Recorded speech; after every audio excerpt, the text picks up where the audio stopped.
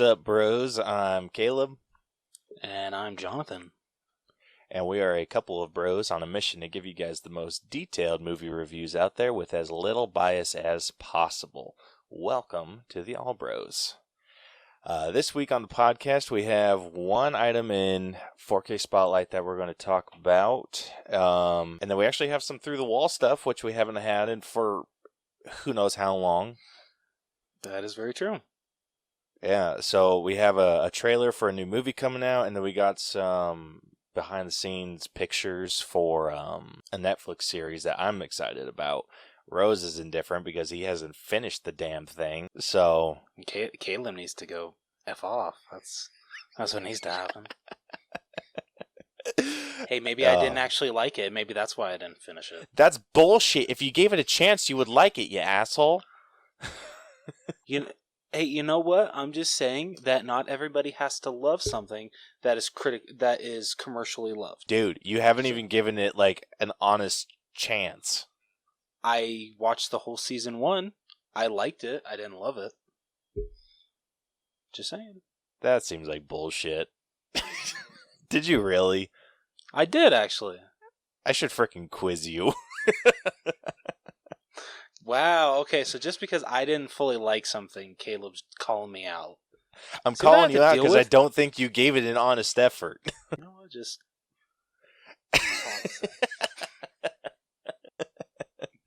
That's all I have to say. Just, yeah. Oh, man.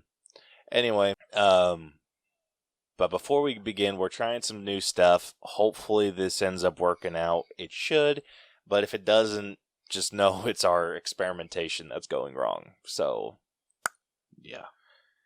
Anyway, so now that we've covered that, let's say we get into this week, or in a 4K Spotlight. I stopped myself before. Let's just get into this episode. No, yeah. I was gonna say you didn't even say the headliner. The headliner. Oh, yeah. So this week for the headliner, we will be breaking down The Flash. Jesus. And I thought I was bad. Usually I'm the one that screws up. But yeah, fair enough. Like I said, it's an experimental week. We're trying new things, and screwing that up is a new thing. Shouldn't be, but you know what? It shouldn't be, but it's okay. It is. It's okay, man. It's okay. It's okay. We forgive you and we love you. Don't worry. So, without further ado, let's say we officially get into this. Let's do that. Hello, my name is Brucker Nurse, and I want to tell you about my fun horror movie podcast called Autopsy of a Horror Movie. On my show, I like to have fun dissecting out what makes a horror movie scary, what worked for it, what didn't, what types of fears does it play off of. Is it an allegory for any sort of message? I don't know, but let's find out.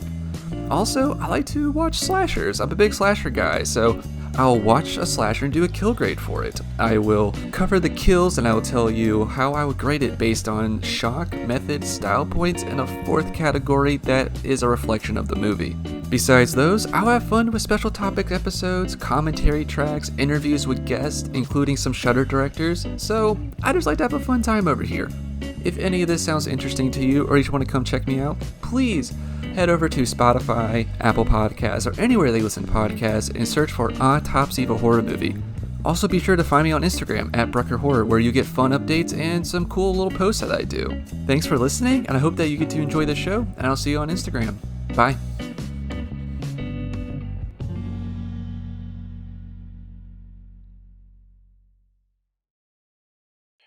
All right, starting this week off with 4K Spotlight, we have one new item that we're going to talk about. So, Rose, would you like to tell everyone about this? I love how he says that, about this. I would love to. So I had to buy myself enough time to get everything like up. All right, fair enough. So got one new release coming out this week, and I wouldn't say it's like huge, but it's definitely something that I want to check out because I've never seen the original Evil Dead, but I definitely checked out the remake and I had such a good time with that one. And the freaking trailers for this movie were freaking amazing. With like the one scene where it's like the little girl looking through the peephole, and the freaking mom has that like scary ass face, and she's just like, "Open up in there." Like that shit freaked me the hell out there. That shit freaked me the hell out. I was like, "Oh, hell to the no." Dude, I don't know what movie this trailer played before. I know it was one that I went to see for the show. I forget which one though, but this scared the living bejesus out of me, dude. I was like, I just pray that Rose doesn't want to break this one down. Honestly, I didn't think that you would want to, so that's why I didn't ask.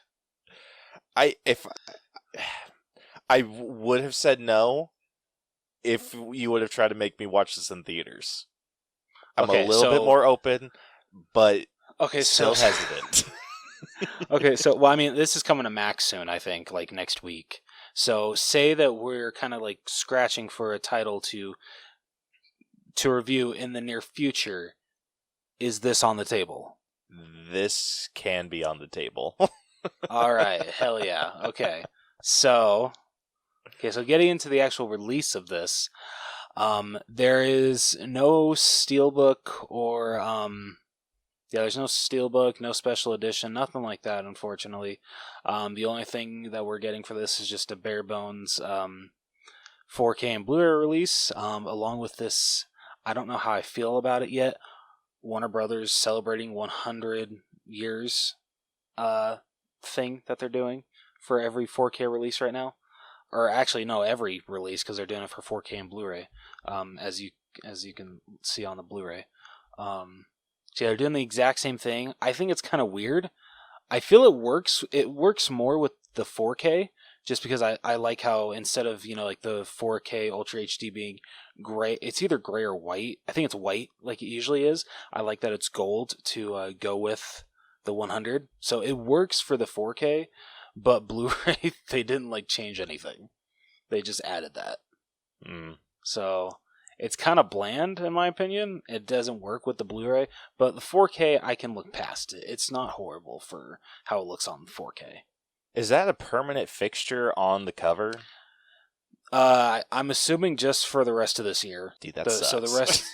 So if you're one of your favorite movies that is owned by Warner Brothers comes out, if you're looking forward to a movie that is coming out this year that Warner Brothers is distributing, you're gonna hate that this is gonna most likely be on its like Blu-ray and 4K release.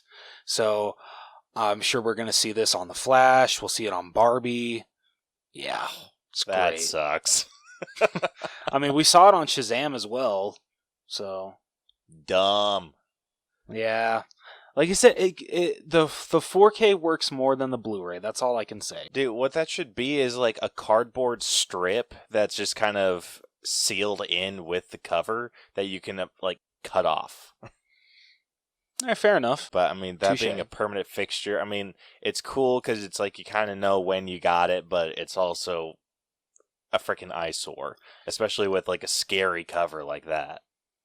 Honestly, I'm kind of amazed that because Disney is doing the same thing right now. They're celebrating 100 years, and so I don't know if you've seen them. Like, have you gone to a Target recently at all or anything like that? I have not. Okay. So they're releasing a lot of their like classic movies. Like they've done Toy Story, Coco, Up. I mean, these are all Pixar movies, but they've done like the Aristocats. I think they did Robin Hood, Encanto, Moana, a bunch of Disney movies that they're re-releasing with like specific covers that say Disney's 100th anniversary. So they're doing that, but then they're also doing steelbooks of them as well, of certain ones, not all of them, that they're making exclusive to Best Buy. So I appreciate that they're not doing it for every single new movie that's coming out from Disney. They're just doing it on past releases. So if you already have the movie when it first came out, you don't have to. You're not affected by it. It's only I never bought it, so I kind of have to get the 100th anniversary, or I want this different cover for the 100th anniversary from Disney. Whereas with Warner Brothers, you're kind of stuck with it. Well, that's kind of cool. Yeah. So I guess when it comes to 100 anniversaries, point Disney, or the ball's in Disney's court, because I feel that they're doing it a lot better than what Warner Brothers is doing here. Definitely seems like it. So are those the only covers for the 4K? What do you mean? Like for Evil Dead, like are those the only, like that's the only cover? Yep, yeah, that was the only poster that we ever got, so I guess that's the reason why that's the only cover. Lazy. They could have gotten I don't mind super it. freaking creative with that, dude. Fair enough. What are the Touché. covers called? I mean, you had a fancy name for it last week, but what are the covers called that have like different pictures? Oh, lenticular. Is that what it is? Okay. Yeah, lenticular cover. Dude, so I saw the Avatar 2 one at Walmart, lenticular cover. God damn, that actually might be the edition I go for with Avatar 2. Yeah, dude, it looks beautiful. It's pretty. Yeah, so what I was thinking with this one would have been cool if it would have just been like a black just a black cover with at one angle with the Evil Dead Rise dead center, and then you turn it and then it's the freaking smiley face chick. Ooh, I like that. Right? That would have been sick. Yeah. Damn. They should have made that a Walmart exclusive. Dude, who do I talk to design these freaking covers? Beats me, man. Beats me. But I'll fully call admit Warner Brothers and be like, your marketing sucks. I'll fully admit there are some, when they announced some steelbooks, I'm just like, yo, dude, Caleb could have come up with such a better idea for that. I mean, not to toot my own horn, but I feel like I can. Oh, man. Yeah. Anything else for 4K? No, that's it for 4K, for brand new releases. All right. Moving on over to Through the Wall. We actually have a couple new announcements. So let's start with the pictures first. So the images, or the first images for the Netflix live action Avatar: The Last Airbender came out, and they look fantastic. It's honestly funny how mad people, well, not mad, but just like people are fine with this. They like how he looks, but a lot of people were, for some reason, people were just like, the arrow looks stupid. I'm just like, that is literally ripped right from the screen. Yeah, how are you I saying know. that looks stupid? Dude, Is there no pleasing you fans? Like, seriously. Dude, no joke. Like, I freaking heard people saying, like, oh, so they're not going to do anything original with it? And they're like, they did the first go around and everyone hated it. But, listen, as much, like, this is freaking flawless in my eyes. Dude, I don't even really watch the show, and I would agree. Yeah. Like, his suit is freaking awesome. And have you seen, like, the details on his arrows? I mean, so check that out. If you zoom in on his arrows, they have, like, little designs. Oh, arrow. Oh, okay. Like, it's not right, just, like, bad. a freaking blue freaking tattoo. It's, like, it has, like, a pattern, like, in a design. It looks freaking awesome. Yeah, that's pretty badass. I'm not going to lie. Like, this gets me hyped all by itself. Fair. Yeah, that's fair. Yeah, so freaking super pumped for this. So we got the image for Aang. We got the image for Katara. I just wanted to make sure that it wasn't going to be like the other thing that we're talking about. But anyway, we got the image for Katara, which her outfit looks awesome. I hope that water ends up looking a little bit better. Fair. Like, because it looks like she's water bending and holding, like, water, for those of you that can't see this. But, I mean, she looks great. Like, I love what they did with the, with her coat. Like, it looks Agreed. fantastic. So, I mean, I love how she looks.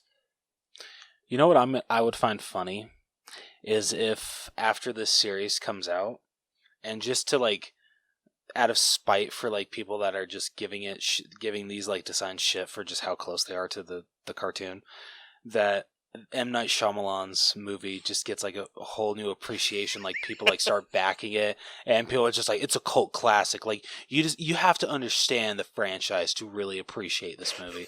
It's like, no, it's a bad iteration. It's a bad iteration. I will that's all it is. literally light something on fire if that happens.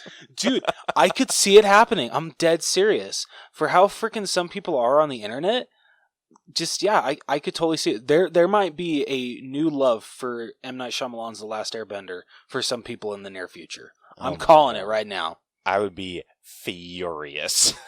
I'm talking like it finally gets its deserved 4K release, 4K Steelbook, the whole 9 yards. Jeez. Oh, dude, don't manifest that. I will I will punch you in the throat. The next image we got is of Sokka, and dude, this looks dope. I wish that they would have freeze framed a little on a different image, because I don't know, like with his mouth open, it like takes away from how cool the costume is for me. It's just the way that he's looking.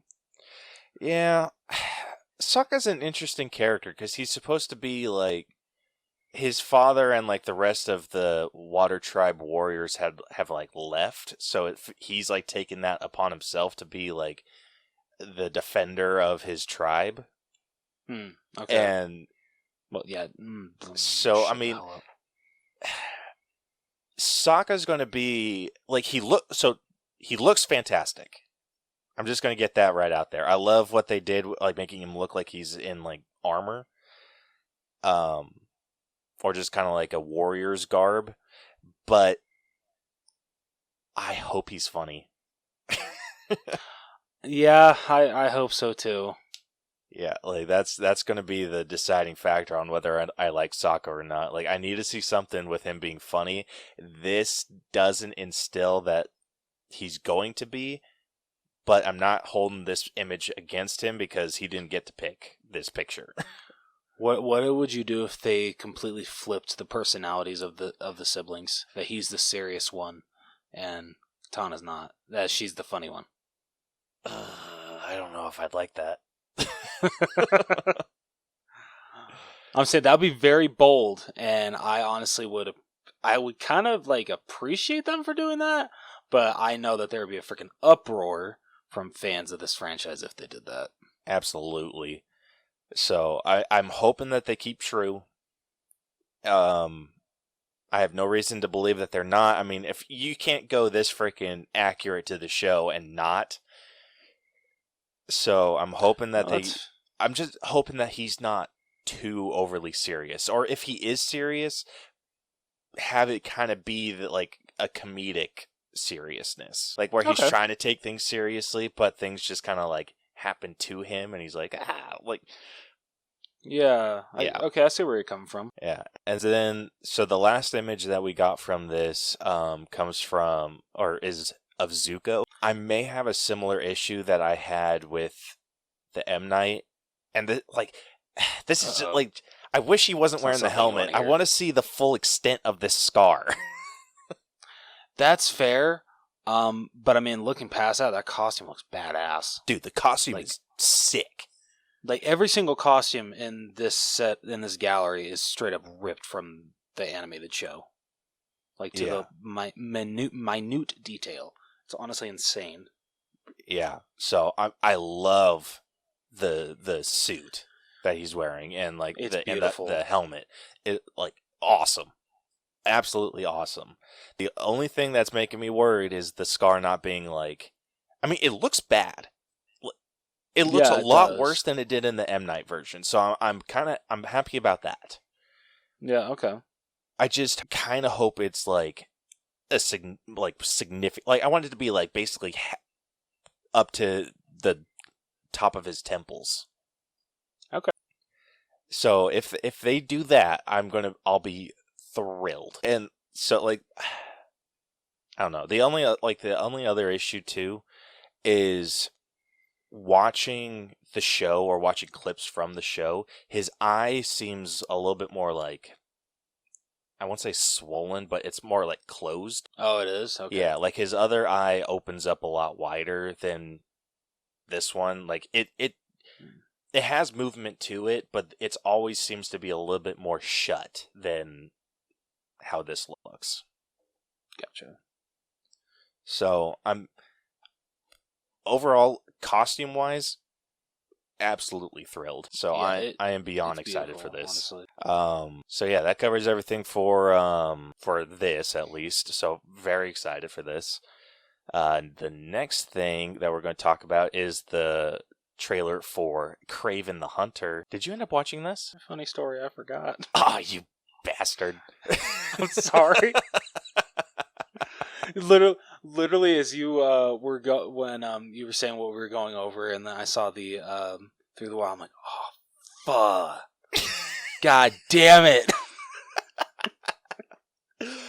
Oh, I'm sorry. You suck. I do. I suck. Sorry, guys. Although, honestly, I feel that I promise I will watch this. Like, honestly, after we record, I'll watch it. But I feel I wouldn't have that much to say because I hardly know anything about Kraven the Hunter as a Spider-Man villain. He's one, no, nothing against the character. He's the one Spider-Man villain. Just I never really, I never really got. Like I never really saw the big appeal of him. He is down there for my favorite Spider-Man villains. So sorry. I think there are some storylines that may sway you. Okay. Like if you were to read the comics, but it's understandable. Like Kraven's kind of not one of the top tier. He's kind of like B level, C level. Like he might be higher for some people because of those storylines. Yeah. But I understand where you're coming from with this. Okay. Thank you. Just to kind of give you a gist of what this was about. Okay. It shows like a flashback of him, his brother, and his father, and his father's picking them up from a school, driving. He tells them that their mother's dead, and Kraven is saying, "Oh, it's because you sent her away," and he's like, "No, it's because she was weak." And so we're kind of led to, Damn. yeah. So it's jacked up, and so they go on a hunting trip or like a safari, and they're out to shoot a lion, and Kraven is comes basically like face to face with this damn thing, and has him in his sights and everything, doesn't pull the trigger. His father basically abandons him, and he gets mauled by this damn lion, but he fights it and somehow gets lion blood in him. So I hope that it's not just some regular ass lion and he's like, oh, lion blood, and suddenly he gets super strength and has senses of animals and other crap like that. But that's kind of what it seems like, where it's just some random ass lion. He cuts the lion, some blood gets on his wound, and suddenly he has abilities. Okay, interesting. It sounds dumb, and I'm hoping that it's a little bit more involved than that. Dude, did I ever I'm really quickly not going off tangent. But did I ever tell you that kind of the whole blood going into someone else was one of the ideas that Don Mancini had for how Chucky comes to life in the original Child's Play? I don't think you've ever told me that, and that would have been Really? super dumb. Dude, it would have. The whole idea was that because apparently he wanted it to be the skin of the good guy dolls was very fragile, so if you had played with it too hard, the skin would break and you'd have to go out and buy good guy band-aids. And so No. dead serious, this was one of his ideas. And so one of the ideas was that Chucky's thumb gets cut somehow, and then Andy's also gets cut, and their bloods mix together, and that's how Chucky comes to life. Dumb. So dumb. Yeah, no, I'm glad that they went the voodoo direction. That was the right call. Much better route. But yeah, sorry, just that reminded me of that. Yeah. So yeah, getting back to Kraven, he does have like enhanced senses. It does seem like he has some sort of supernatural power because his eyes change color, like so like they kind of glow. So he has like different types of sight. But what got me really excited for this is, I mean, not only is it Aaron Taylor Johnson, which is fantastic, it's going to be rated R. And they kind of showed off how rated R it was going to be. Oh, shit. Okay. Yeah, like he was jumping around. He was bushwhacking all types of people. Like it shows him like running towards this car. He jumps on it, rips a door open. But it's not like rips it open. He like bends the top of the door down and jumps in, beats everyone up. And then there's like this one guy and he like bites the dude's nose off. And then it shows like other things that are happening where it's like one guy gets hit with an axe, one guy gets speared. Like it's a brutal trailer. But interesting. Okay. This is what should have happened with Morbius. It should have gotten a rated R treatment. Oh yeah, I agree. And that's the only thing that has me excited for this, because Sony has proven that their villain movies kind of blow. True. That is very true. Yeah, so I'm pretty excited for this. More so than I usually would be. So I'm like at a 6. 6 out of 10. I thought it was going to be higher than that. No, like maybe like a 7. Like, don't get me wrong. I'm hesitant because this is Sony we're talking about, and Sony freaking blows sometimes. I was gonna say, hey, Spider-Verse. That animated doesn't count. All right. In my eyes, animated doesn't count. All right, fine. Yeah, that's all I got. So anyway, that is basically everything we have for Through the Wall. So, unless you have anything else to say, which I doubt. Damn. No, I don't. Well, I mean, do you have any, like, you can watch the Kraven trailer, I guess, but... No, I don't, sorry. Yeah. So, without further ado, let's get into this headliner. Let's do it.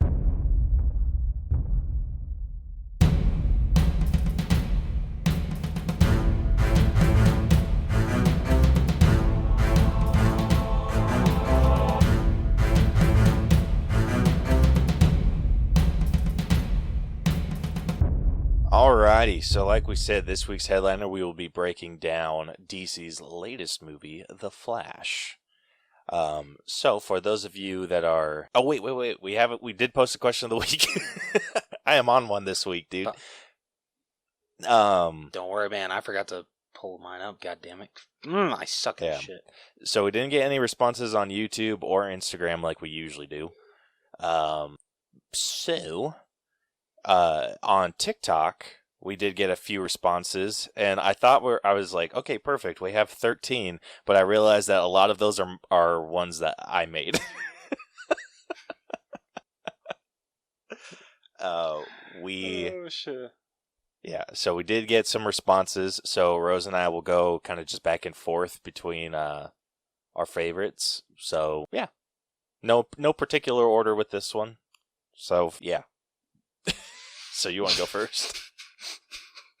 Oh, I forgot to say, oh my gosh, dude.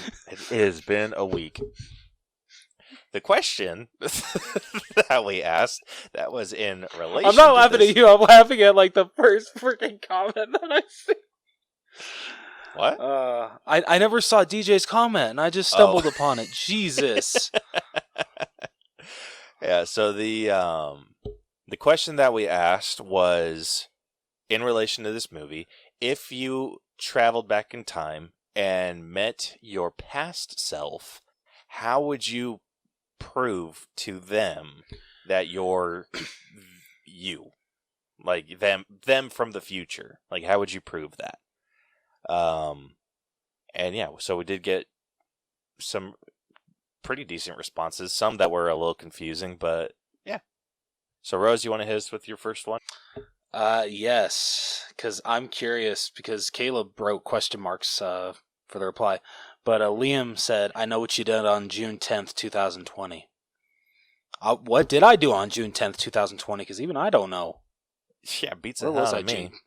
Where the hell was I on June 10th, 2020? That's what got me with this other one from, was it King Masik? Because he did the same thing. He's like, I know what you did on your birthday, June 10th, 2019. I mean, first off, my birthday's not in June, but yeah, neither's mine. I feel like there's a TikTok joke that we missed out on. Yeah, but oh well. Yeah, so I don't know what else to say about that. Now I really want to remember what I was doing on what did the June 10th, 2020. Honestly, I wish that my memory was that good and I could remember. In 2020, we were probably recording. Oh really? Okay, well, it was on a Wednesday. Well, I thought we recorded on Thursdays when you were still we? living out here. Yeah, I could have sworn our recording days were Thursdays. It might have been Thursdays. Okay, so we who knows what we were doing then? Yeah, maybe we were seeing a movie. Probably. I don't know. That's a pretty good guess too. All right. So mine is from High or General Batman, who said, "Hold them at gunpoint and use mustard gas to convince myself that I'm me." All I have to say to that is Jesus Christ. Damn. I know, it kind of seems a bit excessive. I'm pretty sure you could do a lot less, and and still get your message across. But hey, you do you. Yeah. All right, what you got? All right. I'm sorry. I have to do the one from DJ Untrained Okay. Eye. Choke them by a dumpster, kidnap their kids, start a cult, become the Mad Goose Wizard, never get canceled. You know, the normal stuff. What the hell? Oh shit, dude. DJ, I just want to know how little of sleep were you going off of when you wrote that? This is all stuff that Ezra's done. Oh, I get that joke now. I forgot about that. Yeah, my apparently bad. For a long time, I don't know if it was him that came up with the nickname or what. I don't remember the whole story behind the Mad Goose Wizard, but yeah. Oh, that's freaking hilarious. Oh, I feel like a dumbass now. My bad. Yeah, DJ, you've won the freaking internet for the day, because goddamn, that's hilarious. Oh God, I feel so stupid. Nah, I think you're fine. But yeah, so that was freaking hilarious. Let's see. Next we got a response from Bobby H15, who said, "I would tell my past self a secret that only I know and nobody else knows." And then just to follow up, I asked him so how many of those do you have on hand? And he's like, probably 3. And that's probably the answer I'd go with too. I don't think there's too many things that I could tell myself to convince myself. But I mean, I've looked the same since I was 5. That's true. Literally, the only thing that really changed about Caleb was his voice got a hell of a lot deeper, and facial hair. Yeah, that's I really think it. Even with facial hair, I could tell that I'm me.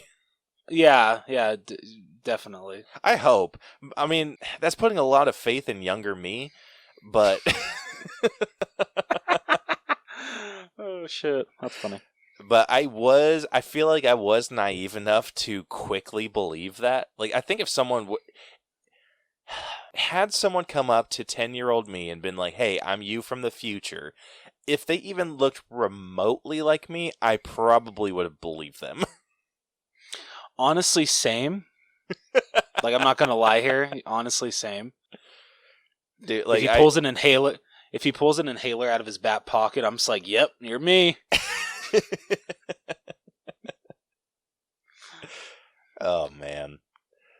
Yeah, I'm trying to think, like, I feel like I was dumb enough to buy into that real quick. I think I was always sort of convinced, like, hey, if I went back in time as an adult, like, I could be watching myself right now. And so I'd, like, look around, see if anyone was, like, hiding behind a tree or some shit like that. And obviously never ended up working out that way, but, Damn. you know. One day, man. One day. Yeah. So, it is what it is, I guess. Yep. It is what it is. Yep. So, yeah. All right, you want to take the last one then? Oh, shit. How did I miss the last Oh, there one? there was one more. We didn't get too my many bad. responses. I'm sorry. For whoever wrote that last one, I truly apologize. Mo commented, I'm assuming it's Mo, Secrets ID looks interest. Now, the question is, if I were to go up to, if I were to ask my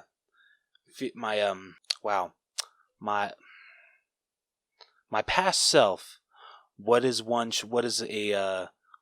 shrine are you going to have dedicated to a serial killer? Do you think that they would know it? Do you think that they would know it was John Wayne Gacy? And I can't believe I just straight up called it a shrine. Like, It's not a shrine.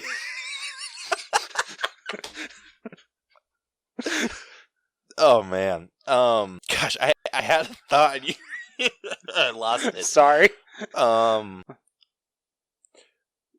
You weren't into him.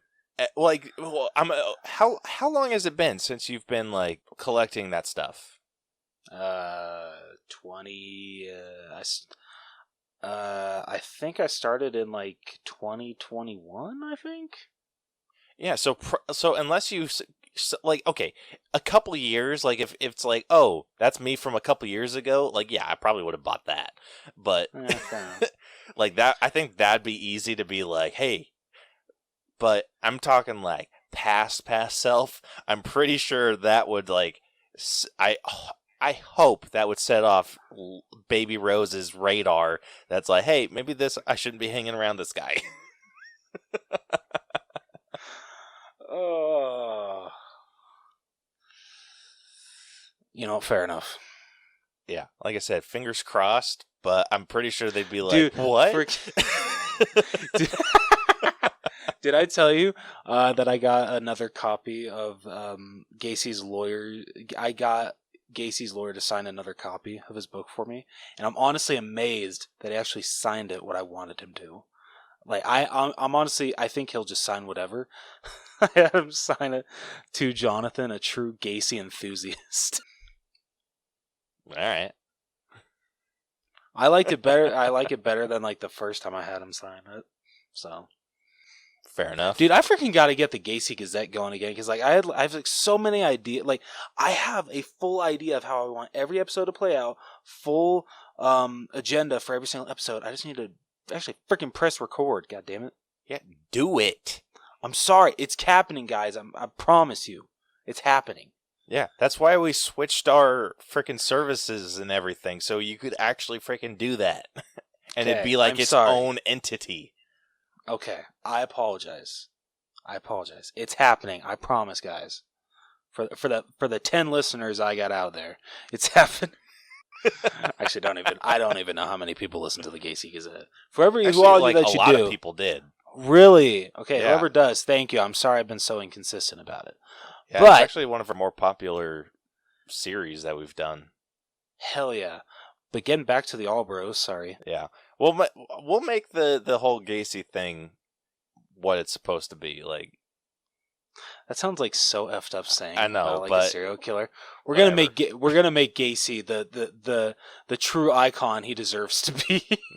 I'm kidding. Do not. I'm totally kidding. Not we. You. I'm kidding. Don't cancel me. Don't cancel. Yeah, don't cancel Rose from the All Bros. Don't make this just the All Bro. Oh shit. Man. So thank you to everyone that answered our question of the week. We really appreciate it. Much. Yeah. So now getting into this week's headliner of our breakdown of The Flash. If you are new to our breakdown system, we have split movies into 8 different categories that we individually score to come to a final Allbros letter grade. The 8 categories that we score are story, writing, acting, character development, effects, music, costumes, and then we give it our own personal score at the very end. All of those numbers get magically added up and spit through our algorithm and give us a letter grade to compare this movie to others of a similar grade. It also gives us a percentage that doesn't matter as much despite how big of a deal we make about it. But it is really fun to see where these movies rank. So anyway, without further ado, if you have not seen The Flash, this is one we highly recommend you guys check out. It is really good. So if you listen beyond this point and haven't seen The Flash, we are about to spoil the entire freaking movie for you. In our favorite segment that we like to call Reading with Rose. So without further ado, Rose, would you like to take this? I would love to. Alright, so after helping Bruce Wayne / Batman and Diana Prince / Wonder Woman stop a bank robbery from Al Falcone's terrorist group gone wrong in Gotham City, Barry Allen / The Flash revisits his childhood home and remembers his youth with his parents Nora and Henry before Henry's wrongful imprisonment for Nora's murder. Overcome by his emotions, Barry accidentally uses the Speed Force to travel back in time to earlier in the day and informs Bruce about it. Despite Bruce's warnings that time travel can have unintended consequences, Barry goes back to the day of Nora's death and prevents it from happening. As Barry returns to the present, he is knocked out of the Speed Force by another speedster and ends up in an alternate 2013 where his mother is alive. He finds his past self and realizes he has arrived on the day he originally obtained his powers. Barry and his younger self go to the Central City Police Department, where Barry forces 2013 Barry to be struck by lightning in order to recreate the accident that gave him his powers.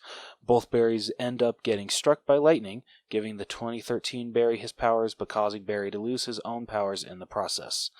As Barry struggles to train 2013 Barry on how to properly use his powers, the two of them see a broadcast by General Zod, who is preparing to invade Earth.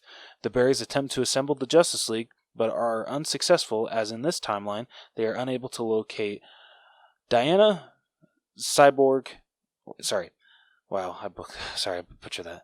The Barrys attempt to assemble the Justice League, but are unsuccessful, as in this timeline they are unable to locate Diana, Victor Stone / Cyborg, where he has not gained his abilities yet, and Arthur Curry / Aquaman was never born. The two travel to Wayne Manor hoping to find Batman, but instead find an alternate, older version of Bruce, who has retired from crime fighting. Bruce explains that the concept of the multiverse, revealing that using time travel to alter history not only affects events after the alteration, but before it as well, explaining why Barry notices changes to the timeline that occurred before his initial point of time travel. The two Barrys convince Bruce to help find Kal-El / Superman. Using a backdoor connection to NASA within the Batcave, Barry and Bruce are able to locate a Kryptonian pod that was reportedly discovered in Siberia. Upon arrival, they instead find Kal-El's cousin, Kara Zor-El / Supergirl. After rescuing Kara from the facility, Barry asks Bruce to help him get his powers back by recreating the original accident. The first attempt fails and nearly kills Barry, prompting Kara to fly Barry into the storm and get struck by lightning a second time, successfully reviving his powers. Kara and Bruce join the two Barrys to fight Zod's forces. During the battle with Zod, Kara learns that Zod intercepted an infant Kal-El's escape pod and killed him during a failed attempt to retrieve the codex needed to repopulate the Kryptonian species, with Zod revealing the codex was within Kara. The two fight, with Zod overpowering and killing Kara and obtaining the codex from her blood, while Bruce is also killed. The two Barrys travel back through time to save their companions, but are unable to change their fates.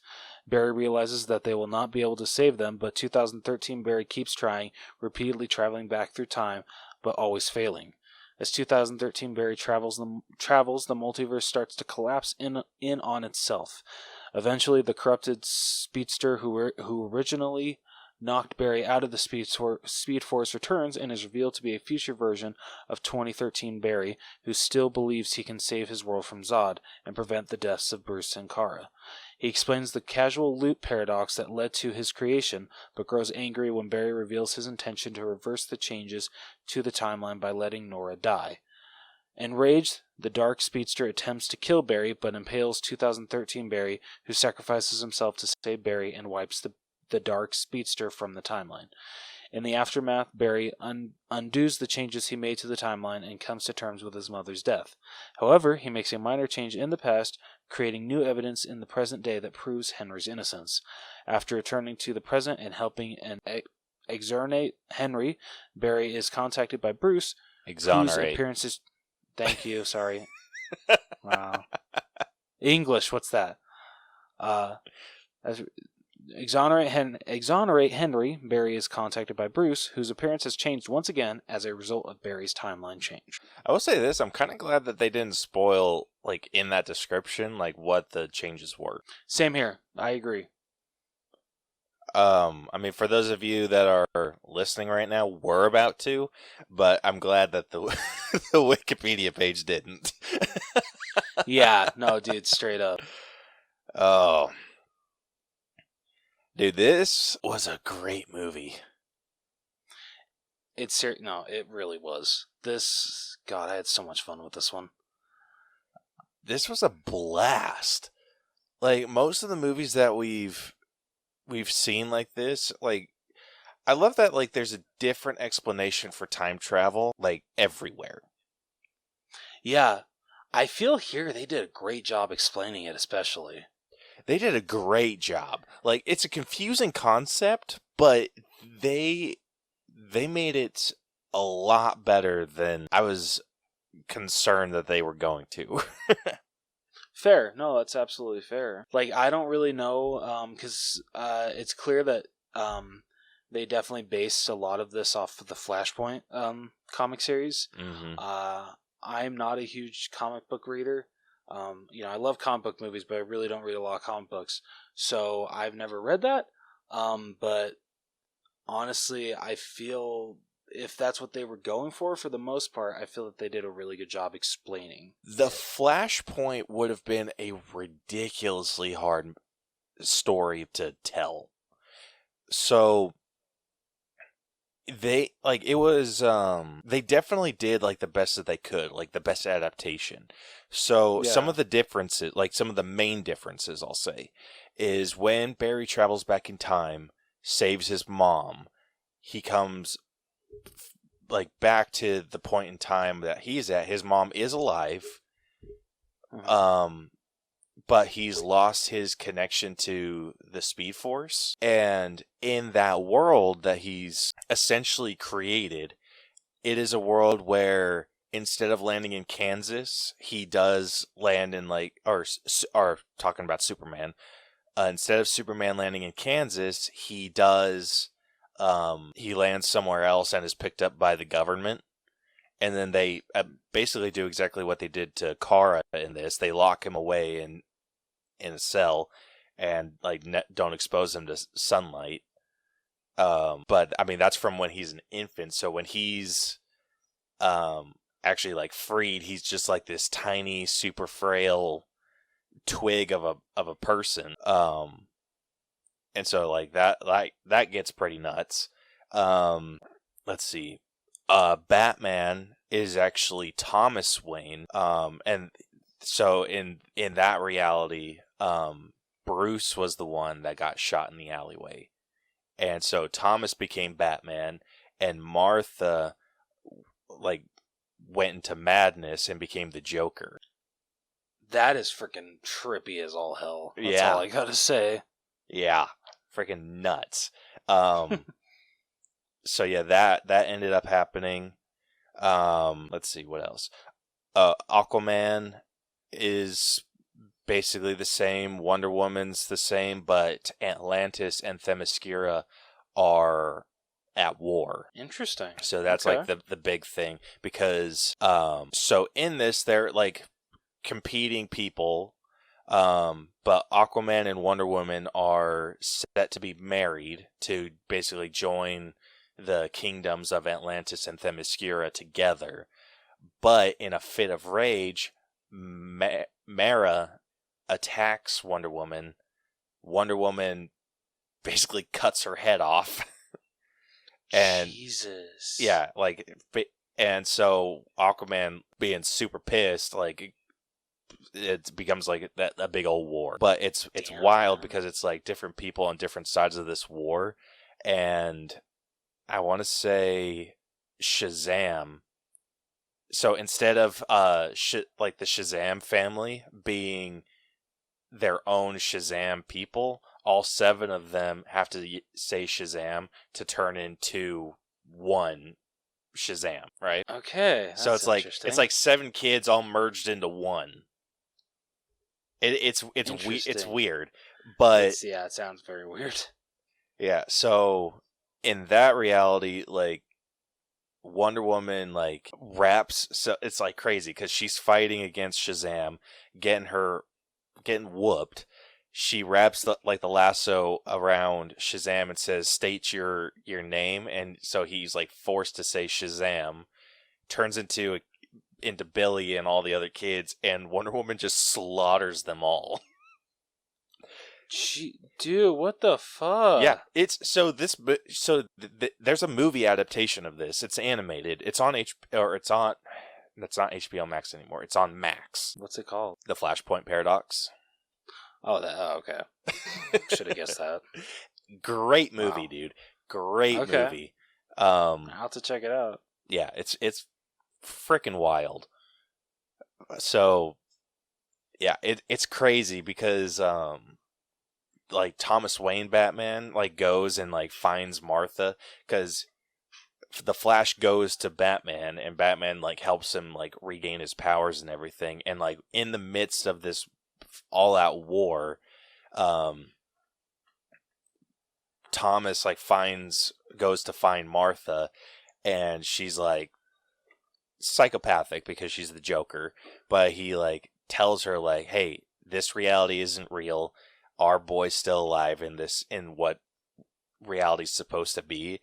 And she's just like, oh, and like kind of breaks down, starts crying, and she's like, tell me about him. And she's like, or and then Thomas is like, he's in the family business, and she's like, oh, he's a doctor, and he just gives her like this super sad look, and then she realizes that he's Batman, and oh, dude, it's the saddest thing. Damn, man, shit. Anyway, all that just to say that would have been really freaking hard to pull off in this movie. I mean, the director also directed both the chapters of it, so, could have pulled it off. I mean, not impossible, but that would have been just out there. Fair. That is fair. I can definitely agree with you on that one. Yeah, so despite what I know of the Flashpoint story, I do think that they did a really good job sharing this, telling the consequences of the Flash's time travel and all that. Like, it was fantastic. Oh, no, dude, I absolutely agree. I honestly thought that I was going to get annoyed with 2013's Flash, but I honestly didn't. I was kind of shocked by that. You think that having 2 Barrys would get annoying, but no, I honestly loved every scene that they were in together. The fact that Ezra got to play 2 different styles of Barry Allen, I thought was really, really cool, and they did a really good job on both, I feel. Yeah, they did great. What was I going to say about their performance? Yeah, like just exactly what you said. They did a great job. Really liked what they did with Barry Allen, and how they could have played this goofy the entire time, but I'm glad that they took a serious approach to this. Absolutely agree. Like, honestly, ever since Batman v Superman, like, the unpopular opinion here, but Ezra Miller is my favorite. He is, sorry, apologies. They have done my favorite iteration of the Flash. I've never seen the CW Flash, so I can't say how I feel about Grant Gustin. But when it comes to like the Flash and like DC movies, I honestly love Ezra Miller. I think that they do. When it comes to the character, I think that they do a great job. I'm, pushing aside what happened in, personal life, just looking at the performance. That's all I'm looking at. And with just looking at that, ever since Batman v Superman, I have been on board with how that they portray this character. We definitely only got a glimpse of how they were going to do it, but after that, with both versions of Justice League, I feel even his little scene in Peacemaker, I feel was just adding up to what we got in this movie, which was absolutely their best work when it comes to Barry Allen, and I absolutely loved what they were able to do with the character in this one. Yeah, absolutely agreed. Getting into like what I'd give the story, like for the score and everything. The flow was really well done. Nothing was too out there. I mean, obviously it's a superhero movie. Of course, like what's going to happen is freaking out there, but it wasn't overly so. Like it was all kind of within the world that they built and felt really good. Like all the different changes that they've made, all the consequences of his actions, having to deal with two different kinds of berries. Like, because I was thinking about this a lot. Like, you have on one hand like the Barry that we're following, who experienced this loss of his mother and had to live his life without his mother, and his whole life has kind of been defined by that. Like, he went into forensic CSI shit to Yeah. I love that CSI shit. Yeah, he went into CSI stuff to, like, it all led him to where he was. And so you understand when he goes back and has that run-in with himself, why the younger version of him doesn't really care about the stuff that his mom has given him, doesn't really have like a drive towards a goal or whatever. Yeah. Because he never experienced this loss that drove him to that. So, I mean, that in itself is great. Like, just great storytelling. The interactions between not only like the funny interactions between them, but like the serious moments, like when he's, giving him like freaks out on him in the Batcave, and it's just like, are you really this annoying always? Like, can you not realize what's at stake here? Freaking, that was so great, dude. It was fantastic. Like, it was heartbreaking too, because it's just like, we know what's at stake, but it's just like he doesn't. Yeah. Like, first off, you're not telling him what it is that you guys are fighting for. All he knows is you're trying to get back to your time or onto your like timeline or whatever. But it's just, yeah, it was sad, like heartbreaking. Yeah, it really was. I'm trying to think of like anything else. Like, I thought that they handled the Keaton Batman really well. I thought they handled Kara really well. Dude, speaking of Michael Keaton's Batman, okay, so I was not expecting, like, I knew that it was going to be like, oh, him, like, picking up the cowl again and everything. I was not expecting him to be, like, the whole, like, oh, hermit kind of person with long hair now and a beard. And so when you all of a sudden see him, like, attacking both Barrys, I straight up thought that was, like, so... I thought that was, like, a different... Because the original Alfred from... His Batman. You thought it was Alfred? Yeah, I thought it was Alfred for a minute. I did not think it was Bruce Wayne.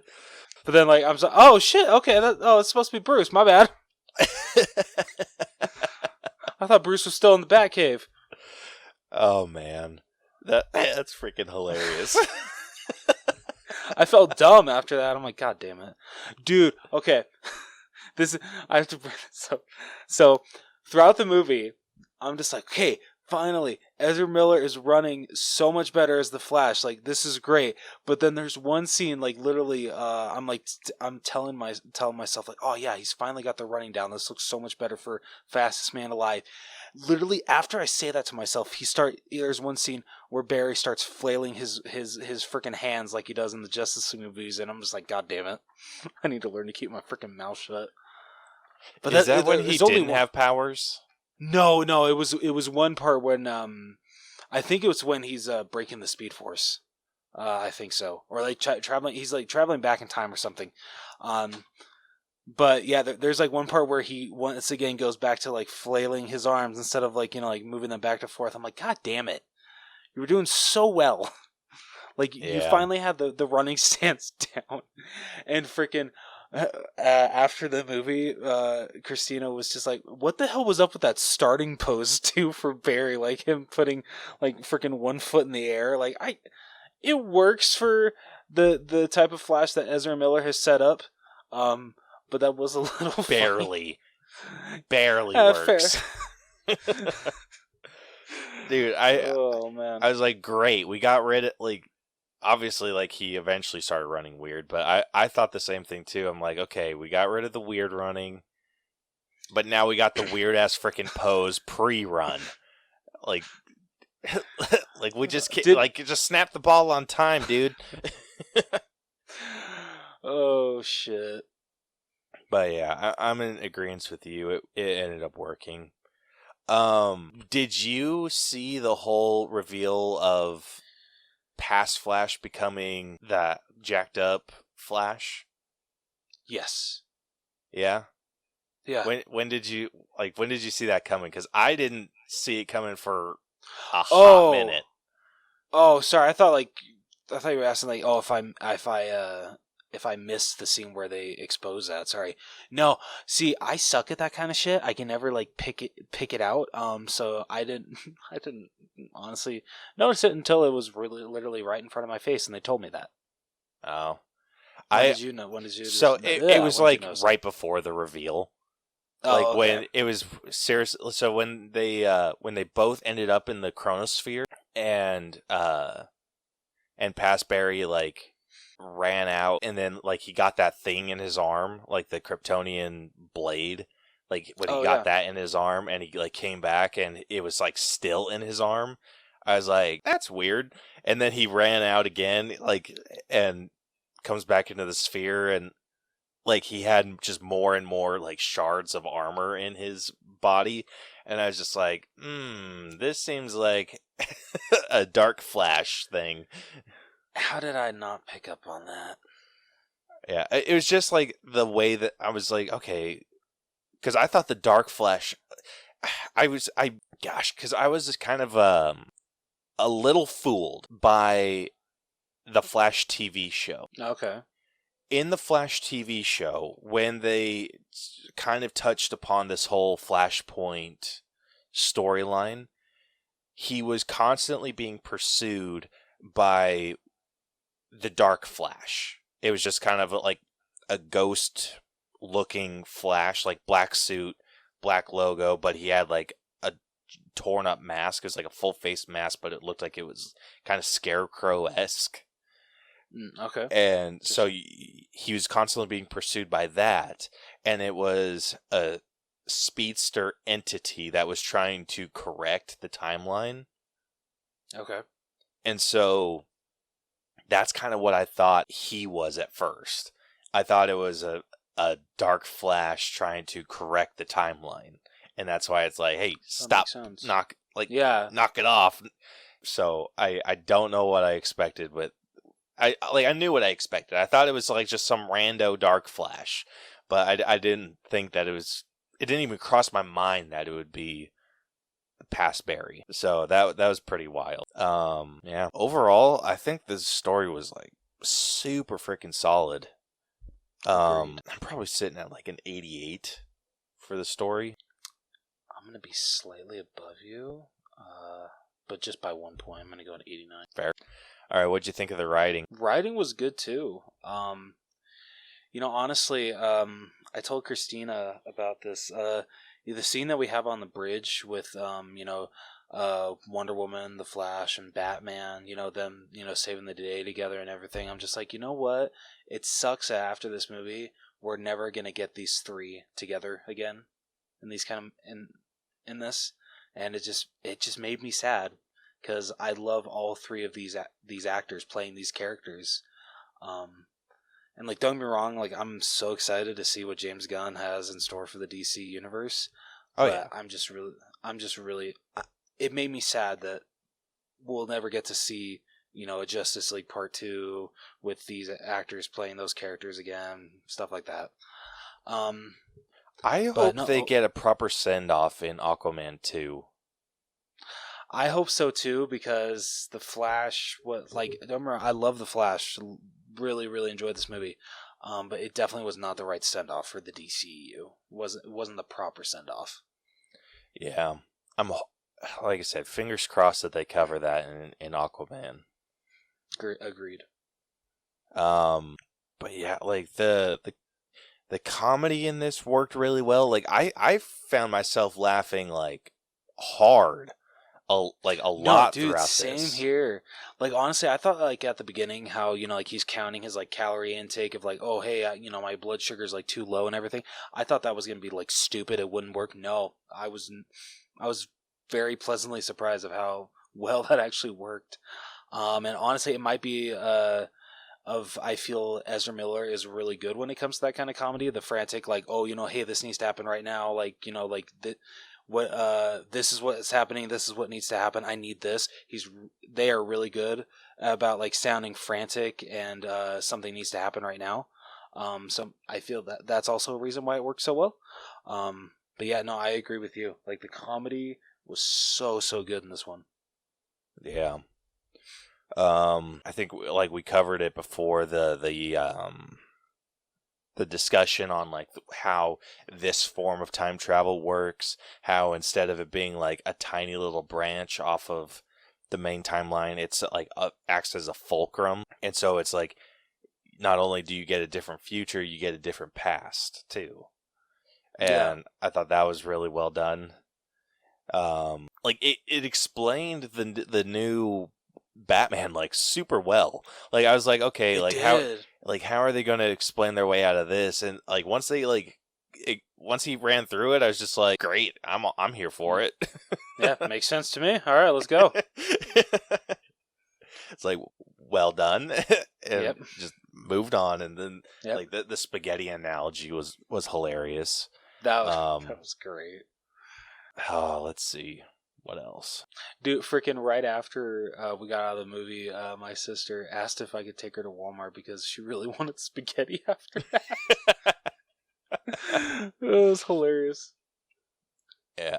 Dude, I love... Apparently it looked that good. Yeah. I'll be real, that did look really good. Yeah, I agree. It really did. Gosh, the fact that he was putting like fresh Parmesan on there. Yeah, dude, I didn't have too many issues with the writing. Like, I felt the writing like I'm higher than my story on the writing because I didn't feel they wasted any dialogue. No, I agree. Even like the inclusion of the way they wrote Kara and her inclusion, it didn't feel out of place at all. I mean, you could definitely tell that, in this universe, she's the replacement for Superman, of course, but it didn't really even feel like that. And I loved that. Yeah, not really. Like, I was a little bit bummed that we didn't get her as long as I may have wanted to, but... Yeah, I thought she was going to be in a lot longer. It worked for me, though. It did. It still was like a crazy shock when Zod did her in and they escaped and everything. I was like, oh, balls, dude. And dude, when freaking I thought that was Batman... it. And then they're like, we could do it again. And like ran off. I was like, oh yeah. Dude, freaking when Batman straight up tells Barry when he asks, so this is our second time saving you, we can't save you again, can we? He's just like, no. It's like, damn, okay, so, yep, that's it. All right. That sucks. Perfect freaking send-off for Michael Keaton, though. Oh, yeah. Oh, like, absolutely. You can't get better than that, dude. No, like, you cannot. Cannot. Yeah. Gosh, I'm thinking too, like in the chronosphere, when they were seeing, like when Barry's like staying in the chronosphere and seeing all this stuff happen to the universe or to like this timeline, and like it's tearing open and he's seeing all these different universes beginning to collide and tear and break and everything. I thought that was like expertly done. Oh, dude, absolutely agreed. Dude, like I loved how they like went from shot to shot of like these different using Marvel terminology, these different variants of our favorite heroes. Like you see the freaking 50s or like whatever year that Superman came out, like you see the black and white Superman, and then it pans right over to freaking Christopher Reeves, which was, dude, that was awesome. Holy that was a freaking emotional gut punch for me. Fair. Fair. I didn't grow up with Christopher Reeves Superman, so I unfortunately don't have as much attachment to him as you, but that was still really cool to see. Yeah. Let's see, freaking Adam West's Batman you get to see for a minute. Like, I was expecting to like see him a lot more.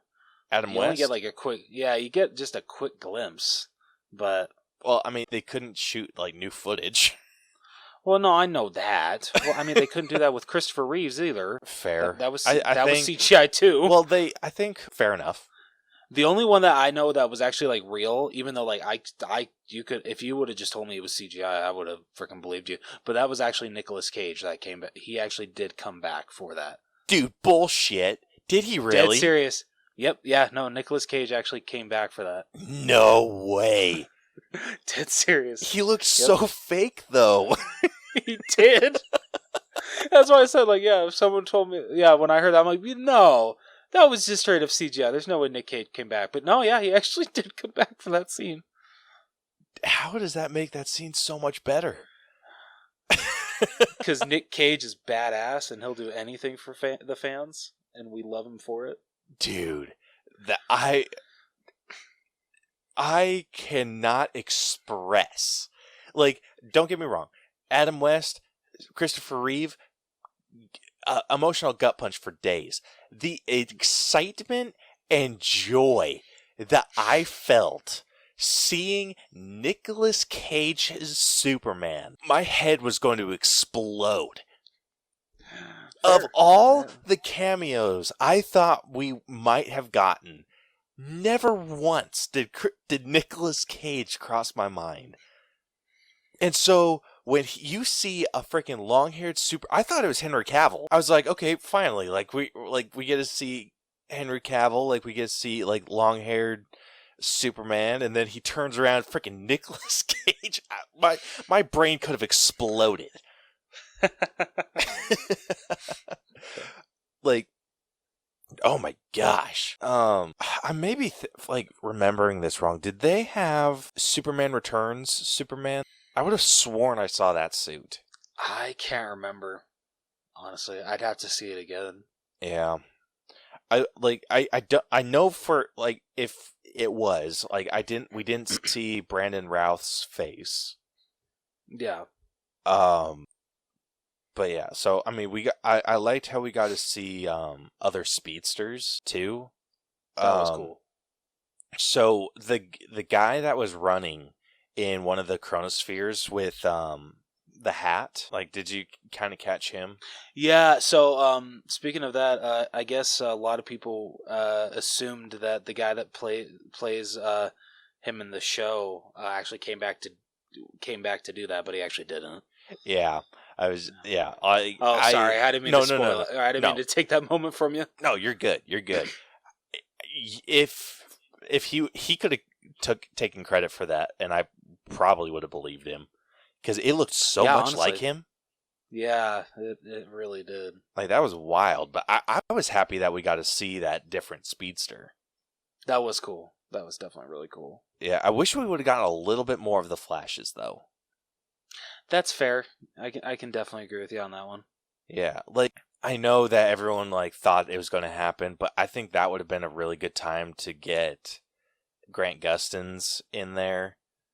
Like, it would have been good. I mean, obviously, you got that, the Jay Garrick one with, like, the hat. I think it would have been a really good time to get, like, John Wesley Shipp's Flash in there. Because, I mean, he's open to it. He's worn the old suit before. Yeah. Like, it's perfectly within the realm of possibility. And then, like, I understand with, like, the Superman, like, you kind of had to do what you had to do. But I think that Henry Cavill definitely got gypped out of an appearance here. Oh, absolutely. Absolutely. Like, I know we see his, like, his image, but not him. But yeah, I mean, the dialogue that Barry was having during all of this madness, like, it's emotional gut punch too. Like, it was really emotional. Can we talk about the emotional gut punch that is the final goodbye that he has with his mom? Oh, Dude, I actually I teared up. I straight up teared up. I'm not ashamed to admit it. dude, I think what got me was it was all over a freaking can of tomatoes. Yep. That's what did it. I think Yeah. that's what freaking gut punched me. Yeah. It's like all of this, and it was like what got me. Like, yeah, when he like speed forced off to grab the tomatoes, and I'm just like, oh man, dude, like that sucks. Yeah, dude, straight up.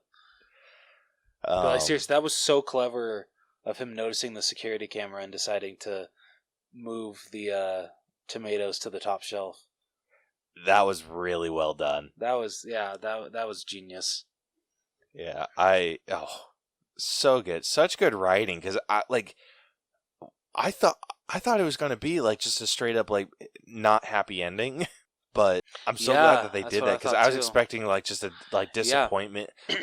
I thought it was gonna be like showing that footage, but like different camera angle, like that they had another camera angle. Yeah, that's fair. So, oh man, like that was great. And it led to a freaking amazing cameo from freaking George Clooney. Yeah, freaking, I hate, dude, that cameo got spoiled for me like a week before this movie came out. I had a feeling if they were going to throw in Keaton, that they were going to throw in Clooney. That's fair. Like, there was a couple Batman I had a feeling wouldn't make an appearance, and it was going to be freaking Val Kilmer. Because of his health issues. Yeah. And I assumed Christian Bale wasn't going to. I would have loved that, honestly. I would have loved it too, but I think Bale and Pattinson are just set too hard in reality. That's true. Yeah, that's it. The way that they set up the kind of campy return, not campy, but it's just the way that they set up these cameos. I can definitely agree that after what they did with Keaton, Clooney just made the most sense. Yeah. So yeah, super happy with all that. That the joke was hilarious when he's just like, "Who the f is this?" Yeah. Then his tooth falls out again. Yep. So love that. So with writing, I'm probably sitting around like a 92. I'll match you. Alright, I forgot to pull up the Flash's IMDb. How dare you? Just kidding. Yeah, no. Dude, I just gotta say, finding shit for this movie has... Oh, son of a bitch. Hold on. There we go. You're good. Yeah, it's been so hard to find stuff for the Flash, because I'm like, hey, what font is the Flash using? And they're like, oh, the show uses this font. And I'm like, I don't need that one. It's not what I asked. Yeah, I'm like, it's not the show. Like, damn it. Yeah, alright, so let's see. Going through this cast list real quick, we have Ezra Miller, who played Barry Allen / The Flash. We have Michael Keaton, who played Bruce Wayne / Batman. How do you say her last name? Sasha Calle? I think that's how you pronounce it. Okay, so Sasha Calle, and I hope we're saying that right, played Kara Zor-El, also known as Supergirl. And is there anyone else of note? Did you already say Michael Keaton? I did say Michael Keaton. Okay, sorry. I mean, I know he's like very short in it, but I still feel he had a decent amount to do. I would honestly say Ben Affleck's Batman. Yeah, I mean, we got Ben Affleck. Yeah, Ben Affleck's Batman. It's like some of the smaller people, like Michael Shannon's General Zod, Ron Livingston, who played Henry Allen, Jeremy Irons, who played Alfred, Gal Gadot, who was in it for like a couple seconds. Yeah. Still great to see her back, though. Yeah. Jason Momoa was there at the end. Did you stay for that? Yeah, I did. Okay, I was gonna say you kind of had a confused look on your face, and I was like, no, sorry. Sorry. Yeah, no, I did. Yeah, so, yeah, I think that's everyone. Like, that's the biggest stuff that we would talk about. So, yeah. Who's your top 3? Let's see. Number 3. Just how about this? How about, like, just to add some spice in here? Okay. Let's say young Barry and old Barry are 2 different people. Okay. Yeah, you're gonna hate me then, because young Barry isn't even in my top 3. Oh, all right. He wasn't in mine either. He wasn't? Okay, cool. I just thought he might be, so I was like, okay, let's see. Nah, he wasn't. No, okay, never mind. So number 3, I know he wasn't in it a lot, but just I love the interactions that him and Barry had, and it was just so great to see him back as the character, and I'm gonna miss him so much as the character. But number 3, I gotta give to Ben Affleck. He's Batman. He is my favorite Batman of all time. Like, he beats Christian Bale for me. I just love Ben Affleck as the character, and so that is a bold take. Oh, I know it is. I know it is. But I'm sticking with it because I love Ben Affleck as Batman. So I'm pretty sure that this is his swan song. This is the last time that he'll play Batman. And so what we got, even though it was very little, was great. And the interactions that he had with Barry, and just how, especially the freaking line when he's just like, we're not meant to go back and fix our mistakes. These scars are what define us. We're not supposed to fix them. I'm like, God damn, that is amazing writing. I love it. Freaking powerful stuff. Right? So freaking good. But yeah, so yeah, Ben Affleck number 3. Number 2, definitely got to get to Michael Keaton's Batman. Freaking so great to have him back. And his return made absolute sense. The way that they set it up, wasn't confused at all. Killed it once again. He was absolutely fantastic. And honestly, I'm going to say even his interactions with Barry were fantastic. Both Batman's interactions with Barry were absolutely great, especially the emotional scenes that Michael Keaton and Ezra Miller had together when they were in the Batcave and they were talking about, you know, his powers and why he wants to save that specific universe. Freaking loved it. Number 1, I got to give to Ezra Miller. They were absolutely fantastic in this movie. I love them so much as this character. And once again, they proved why they were cast in this role. Like I said, pushing aside what happened in real life, I'm not looking at that. What they did, horrible. But I'm just looking at the character and what they did as that character, and what they did was absolutely fantastic, and I love them so much in this performance. And yeah, just love them so much as the Flash. So that's my top 3. I'm gonna throw like my number 3. I'm gonna give to Sasha Calle. who played Supergirl. That's a My good top two is the same as you. Like, it's Michael Keaton and Ezra. Okay. But I'm giving my number 3 to Sasha because I loved her Supergirl. She was no. Don't get me wrong. She was really good. She'd be my number 4. So Yeah, I wish we would have gotten a little bit more from her. I hope agreed. that James Gunn gives her a chance in the future. I thought I saw somewhere that she has like discussed her return, perchance, with James Gunn. Dude, I hope so. I would I love do to see too. her again. Yeah. Her suit was the bomb. Dude, it seriously was. It looks so good.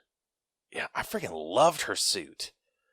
Gosh, like, yeah, so good. So freaking good. Like I said, wish we would have gotten more. A little bummed out that we didn't, but what can you do? Yeah, number 2 Fair. is Michael Keaton's Bruce Wayne, just because exactly all the reasons you said. I thought he was fantastic. He slipped back into that role like a freaking glove. Dude, straight up, it was fantastic. He was such a badass. Like, even like through all like the comedic stuff that he had done, it was so well done. Like, I freaking loved it. And then Ezra Miller did a fantastic job. Like, you can't argue that. Like, they can act. Yes, they can. So yeah. So what's your acting score going to be? Honestly, like, just because my top 3 were so good, and I don't feel that even like most of the extras didn't even bring it down for me that much. I feel like all of them were actually really good. So I might match my. Yeah, I think I'm gonna match. You know what? Actually, no. I'm gonna go with 93. Wow. Yeah, I wasn't quite in the 90s with this one. I'm sitting at like a solid 89. All right. Fair enough. All right, next up we got character development, which this movie excelled at. Seriously. Oh, so good. Yeah, I can't think of a single thing wrong with this arc. Like, it was perfect. Like, he had this motivation. He went for it. It was kind of like he was kind of plateaued. Like, obviously he had to kind of go down this trail, but he worked his way up to eventually like accepting what has to happen, accepting his mother's fate, I guess. And though it was like super heartbreaking, like he had a great arc in accepting what he knew needed to happen, and then even his past self like accepted what needed to happen, and like that kick in the nuts that he got, like seeing what he becomes, Yeah. like was holy crap. Like it was intense, but like really well done. Agreed. Yeah, it was so good. Any other things you want to say about that, or Honestly, not really. I think you literally just nailed it. Like you said, such a great character arc. Like, honestly, when it comes to a Flash movie, you couldn't have asked for a better one. yeah, you honestly couldn't. Yeah, this might be, I might be where you're at with your acting score on this one. Like, I'm sitting at 93. I thought the growth that he experienced was super well done. I'm going to match you on that. All right. Caleb's favorite topic. Dude, I have a feeling this is going to be a major difference between the two of us. So getting into the effects were garbage. I will admit they weren't great. But for the most part, I agree with what Andy Muschietti said about the effects, and he said that they were, for some scenes, they're supposed to look that way because that is the biggest cop out I have ever heard, dude. That is such a load of garbage. I can kind of agree with him. Like, there are some scenes that you're just like, okay, I can understand why you made it look like that because you want us to kind of see what the Flash sees.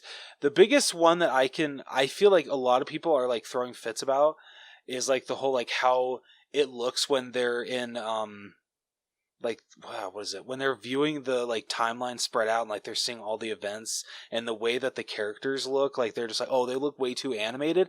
I feel that worked. Like, I didn't want them to look realistic. That did work. That I will Okay. say that in that particular scene that worked.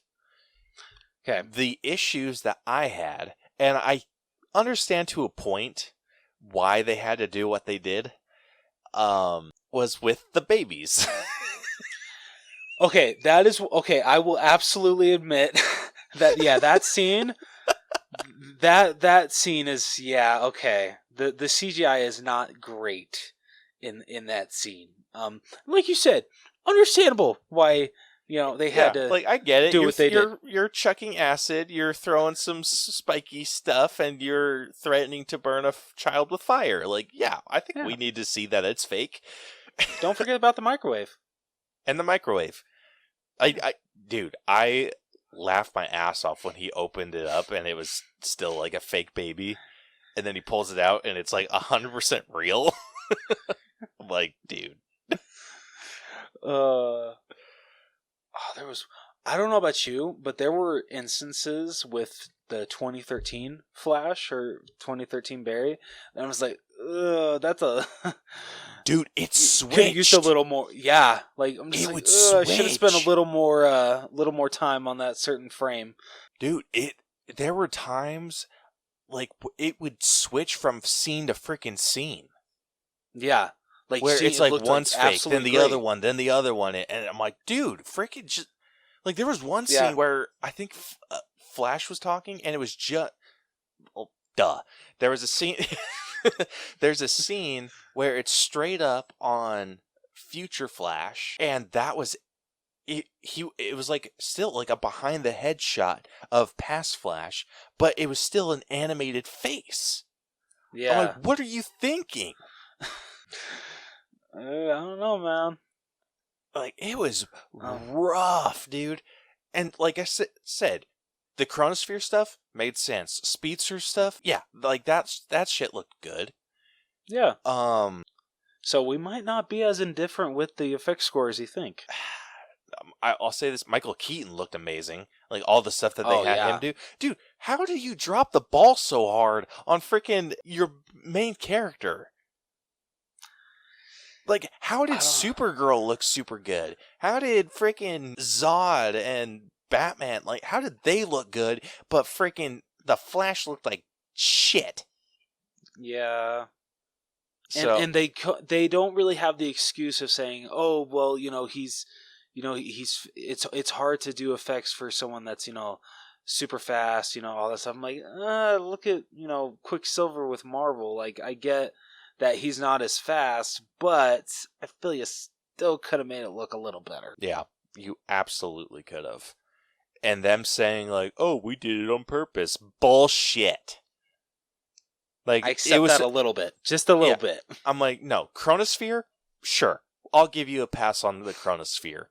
The freaking dual berries, like, I don't know about you, but if your effects of having the same actor or actress play the same role or two different roles in a movie, if that looks worse than the freaking Lindsay Lohan Parent Trap, you're doing something wrong with your life. Dude, straight up. Yeah, if you would have told me that Lindsay Lohan had a twin after that movie, I would have totally believed you. I thought she did. For years. Because there is not one frame in that movie that I believed that was a stand-in or a fake Lindsay Lohan. I mean, it would have definitely been a stand-in because CGI was not good at that point to pull that shit off. But yeah, no. I would have been like, no way. Lindsay Lohan has a twin. I'm calling bullshit. Yeah, I feel like that's filmmaker 101. Like, it's like, if it's not freaking how to make a lightsaber, it's how to freaking clone yourself. Yeah. And ding, ding, ding, Andy, that's not how you do it.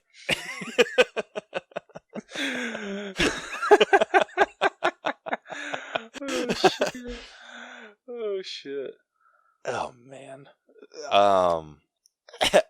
How low you going? I'm going to go I'm going to go an 80.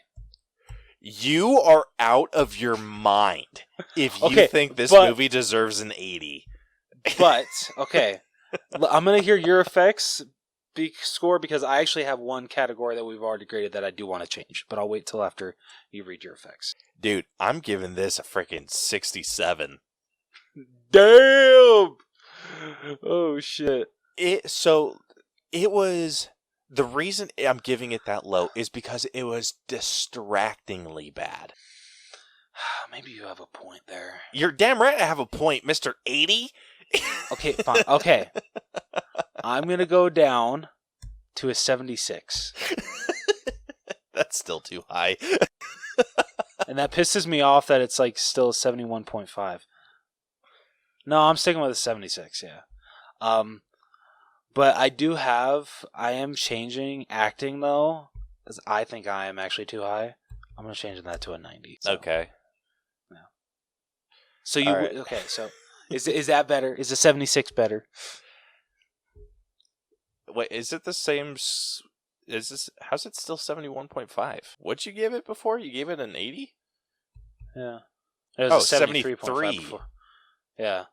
I was going to say, like, it didn't go down at all. But, yeah, okay. Yeah. I'm gonna knock it down to a 75. Well, you didn't like the 71.5? No, I'm sticking with 75. Yeah. I'm not changing it. All right. I won't argue. Yeah, I still think a 71 is too high. All right, next up we got music. The soundtrack for this wasn't half bad, but it wasn't like anything grand. You know, I want one freaking speedster movie to just start playing supersonic racing. Like, is that too much to ask? Supersonic racing? That'd be pretty great. Is that too much to ask for? Apparently it is. Well, damn it. Yeah. Honestly, this is like one of the times where I really appreciate that we do a 1 out of 10 for music.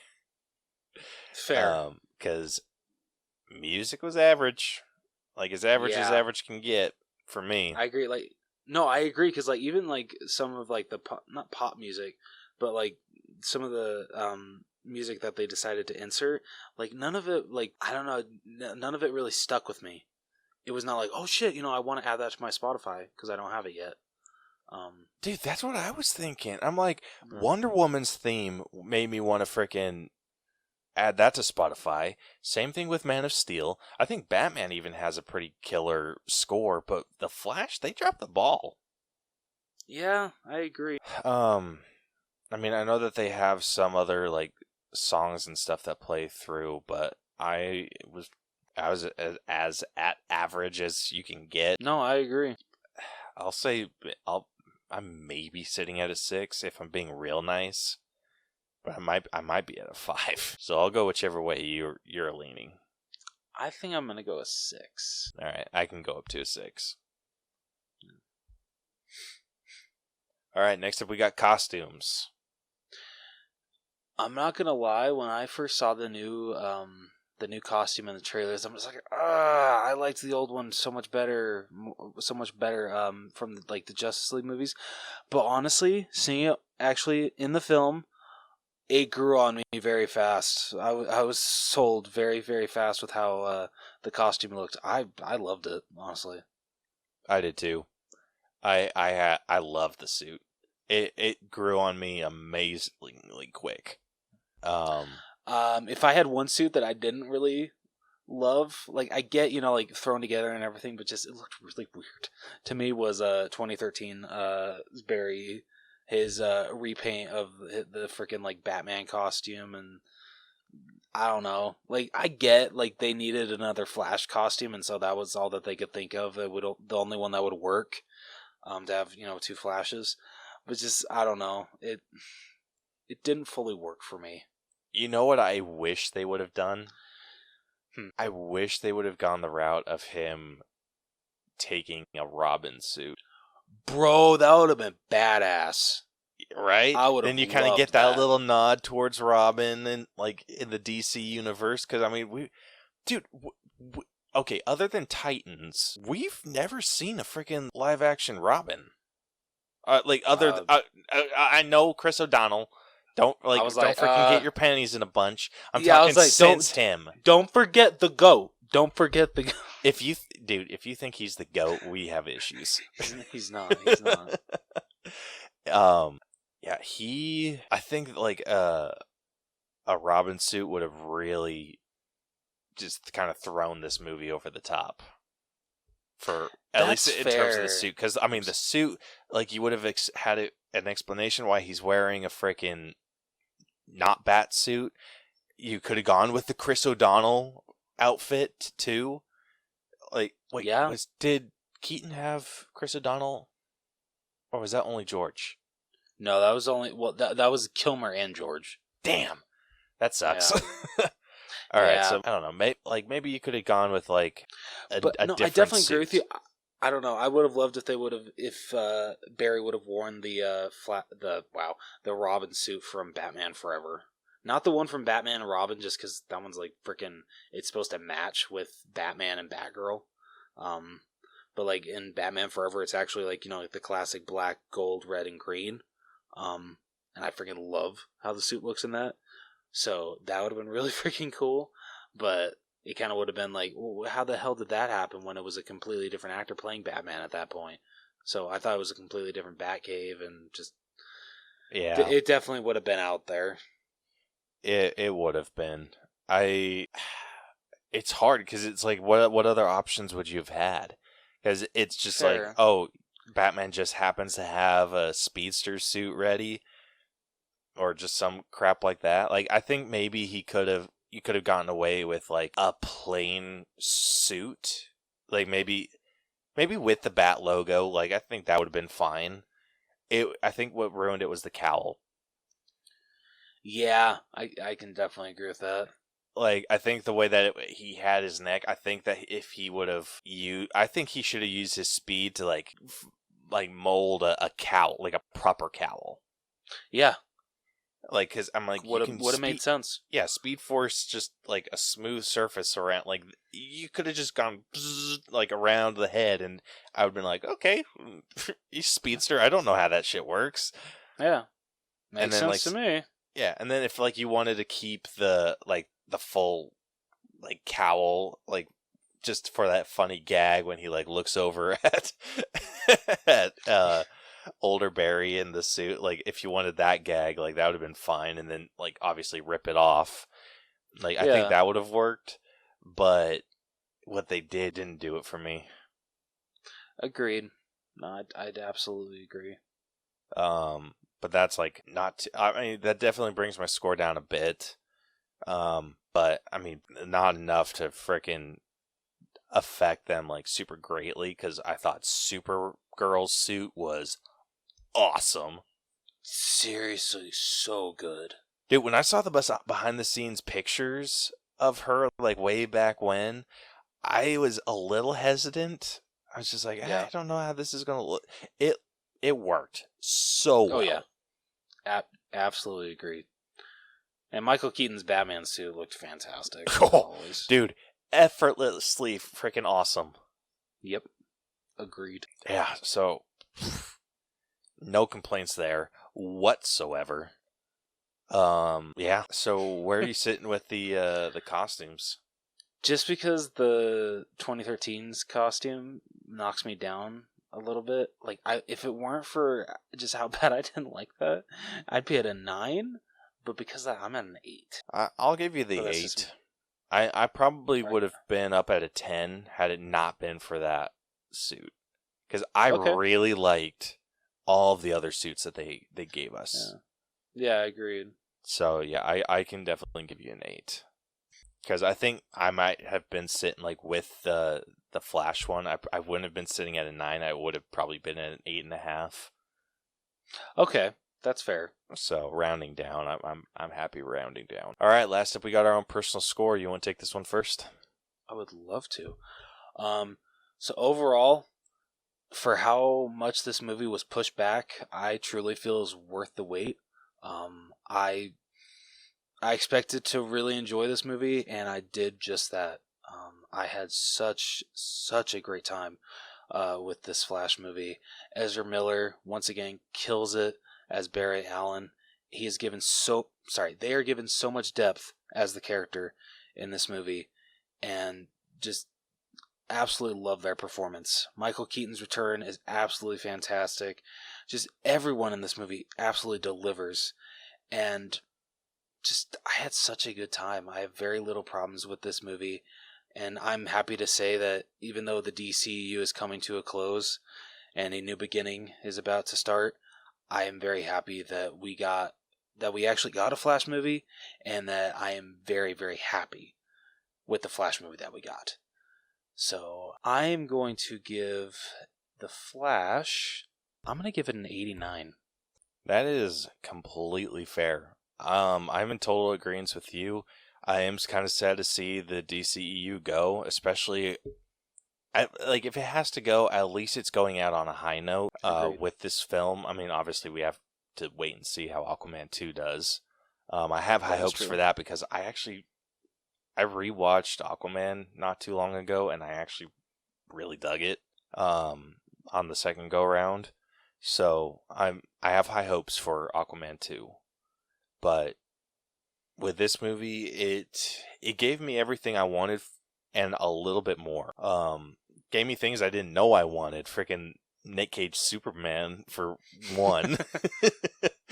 But yeah, I had a great time with this movie. It was everything I wanted out of it. Lots of laughs. Freaking turned it on an emotional head.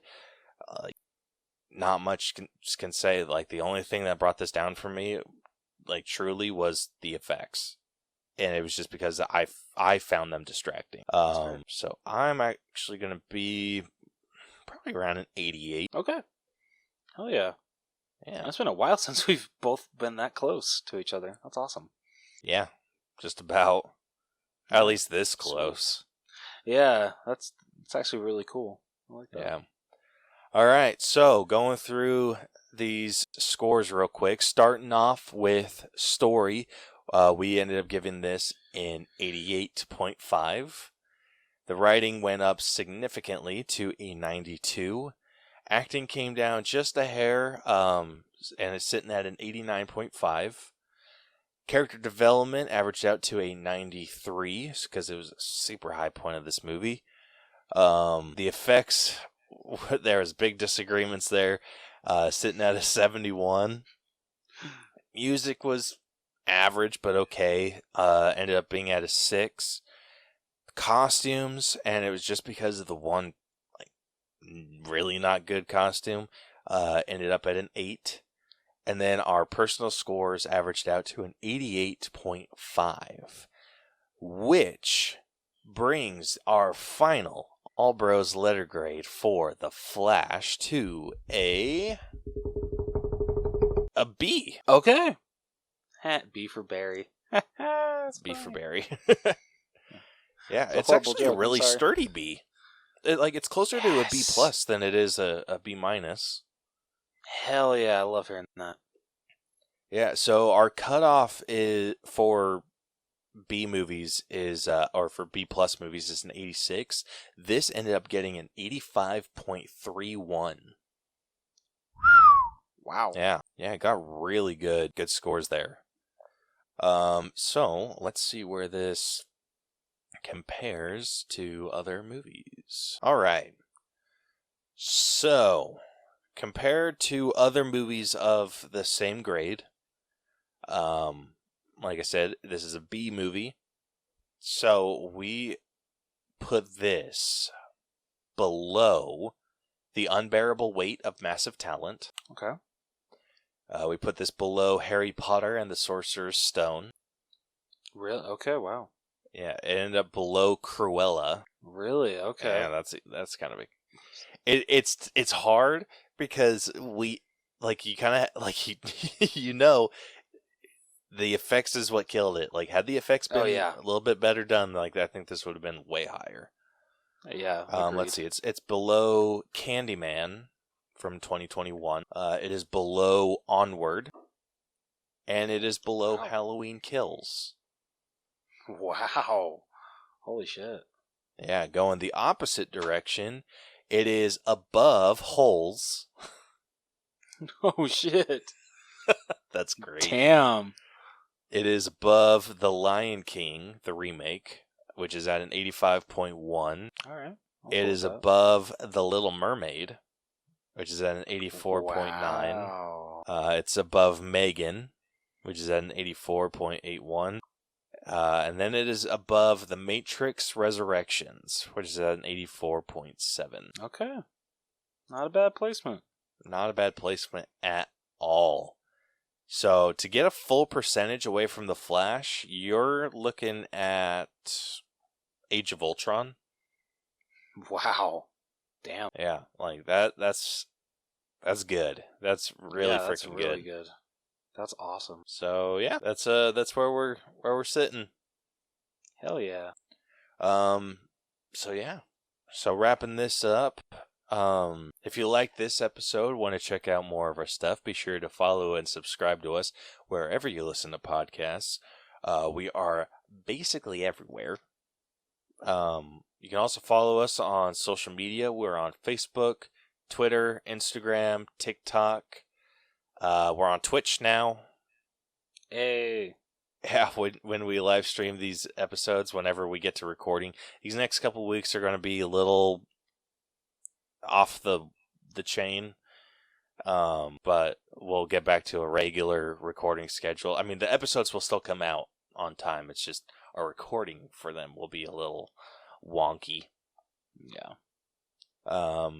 So yeah, you can also follow, or like I said, follow and subscribe to us on all social medias. We're at the All Bros on every single one of them, which I'm actually been surprised that we've been able to claim that username on every single platform. Yeah, that's awesome.